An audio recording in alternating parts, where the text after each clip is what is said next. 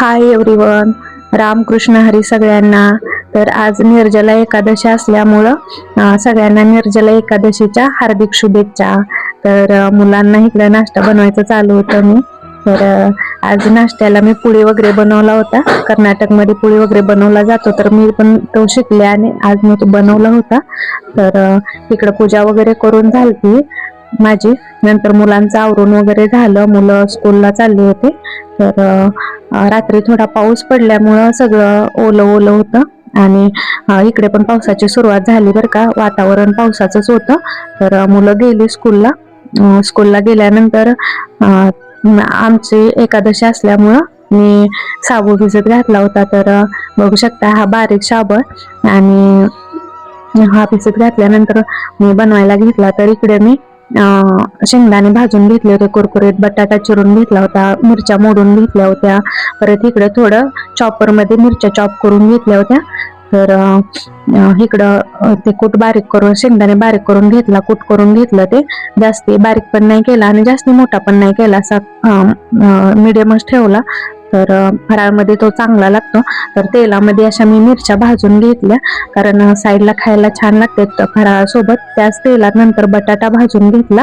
तर बटाटा भाजून घेतल्यानंतर 1-5 मिनिटं बटाटा भाजून घेतल्यानंतर बारीक केलेली मिरची टाकली. मिरची टाकून अजून 1-5 मिनिटं मी तसंच ते भाजून घेतलं, कारण मिरची पण आपली भाजून घेतली पाहिजे. तर 5 मिनिटं भाजून झाल्यानंतर त्यामध्ये थोडंसं नमक टाकून घेतलं. आपला बटाटा शिजलेला आहे बघा चांगला. तर नमक टाकून घेतल्यानंतर अजून 2 मिनिटं ते चांगलं भाजून घेतलं. भाजून घेतल्यानंतर हे आपण शेंगदाण्याचा कूट टाकून साबू मिक्स केलेला ते टाकून घेतलं. चांगली भाजून घ्यायची. भाजून झाल्यानंतर आपली खिचडी मऊ दिसते बघा. तर मी चांगले 1-5-7 मिनिटं चांगली भाजून घेतली. भाजून घेतल्यावर बघा आपली खिचडी भाजून झालेली आहे.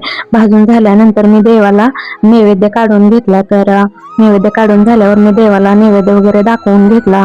दाखवून घेतल्यानंतर आम्ही खिचडी खायला सुरुवात केली. तर आमच्या हो बघा खिचडी खात आहेत. तर या सर्वांनी खिचडी खायला किंवा फराळ करायला. तर हे झाल्यानंतर मी इकडे चहा ठेवून घेतला. तर चहाचं दाखवण्याचं कारण की मी गुळाचा चहा बनवते. तर गुळाचा चहा कसा बनवायचा, तर म्हणजे फुटत नाही, दूध टाकून पण किती जर उकळवला तर चहा फुटत नाही, त्यासाठी मी दाखवलंय. तर चहा पावडर टाकून झाल्यानंतर मी गुळ पावडर टाकून घेतली. गुळ पावडर म्हणजे ऑर्गॅनिक गुळ पावडर टाकून घेतली होती. आपला साधा गुळ नाही तर ऑर्गॅनिक गुळ टाकून घेतल्यानंतर चहा अजिबात फुटत नाही. त्यानंतर दूध टाकून घेतल्यानंतर मी आलं वगैरे टाकून घेतलं. किती उशीर चहा उकळवला तरी आपला चहा जरा पण फुटत नाही बघा.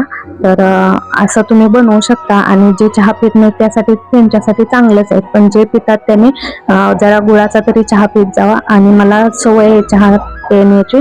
तर मी नाश्ता करून चहा पिते, मी सकाळी कधी चहा पित नाही. तर नाश्ता झाल्यानंतर मला चहा लागतोच. तर हे बघा आपला चहा झालेला आहे बनवून, आणि एकच कप बनवते, कारण आमच्या हो काही चहा पित नाही. तर तुम्हाला माझे व्हिडिओ कसे वाटतात, लाईक करा, कमेंट करा, सबस्क्राईब करा. या चहा प्यायला. चला भेटूया पुढच्या व्हिडिओ मध्ये.